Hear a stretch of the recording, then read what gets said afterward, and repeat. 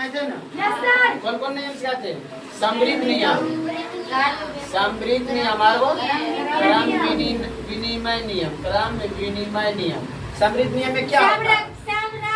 समवर्ग या समृद्ध नियम एक ही होता है। समवर्ग या समृद्ध नियम को बोलता है, ठीक ना? ध्यान देना, समृद्ध नियम या समवर्ग नियम में क्या हुआ था? कोई भी दो पूर्णांक नहीं, कोई भी दो पूर्णांक, जैसे मान ले कोई दो पूर्णांक है, मान ले ए और बी, ए और बी की दो पूर्णांक है, ए मान लेते 4, माइनस क्या 4 है, ये पूर्णांक है ना? प्लस में एक और पूर्णांक लेंगे 5 लेंगे, दोनों के जोड़ेंगे कितना है? -4 है प्लस में 5 है, कितना है? गलत हुआ, जोड़ का चिन्ह है ना, -4 और +5 कितना होगा? 1 आएगा, 1 आएगा ना? तो 1 आएगा, जो 1 आएगा ये कौन संख्या है? पूर्णांक संख्या है ना? ये हुआ समृद्ध नियम। समृद्ध नियम में क्या कहता है कि दो पूर्णांक को जोड़ेंगे तो क्या आएगा?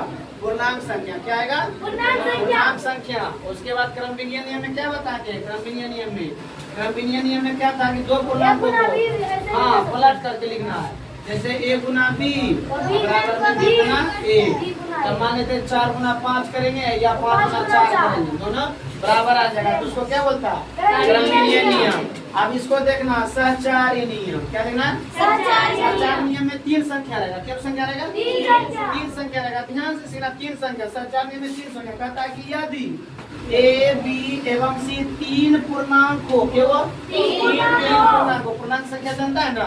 प्लस वाला भी रहता है, माइनस वाला भी रहता है, पूर्णांक संख्या। 3 संख्या लेना है, जैसे फॉर एग्जाम्पल में 3 संख्या बोलो, एगो 2 ले लिए, एगो 3 ले लिए, एगो 3 ले लिया, एगो 4 ले लिए। 3 संख्या है ना?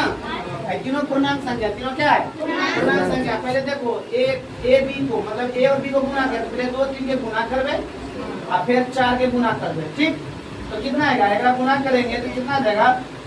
3 गुना 2 करेंगे कितना जाएगा? 6 और गुना 4 करेंगे कितना जाएगा? 24 आ जाएगा ना? और फिर इसको पलट के गुना करेंगे, ए को बाहर करेंगे, मतलब कि 2 इसमें है ना, तो एक जगह 2 काम करेगा, 2 को बाहर करेंगे और उसके बाद गुना करेंगे, अंदर में BC, तो BC 3 और 4 को अंदर में करेंगे, 3 गुना 4 करेंगे। तब देखने का प्रयास करना है, हो जाएगा 2, अगर गुना करेंगे 4 या 12, 12 गुना 24, एवं कितना आया? 24। कितना आया?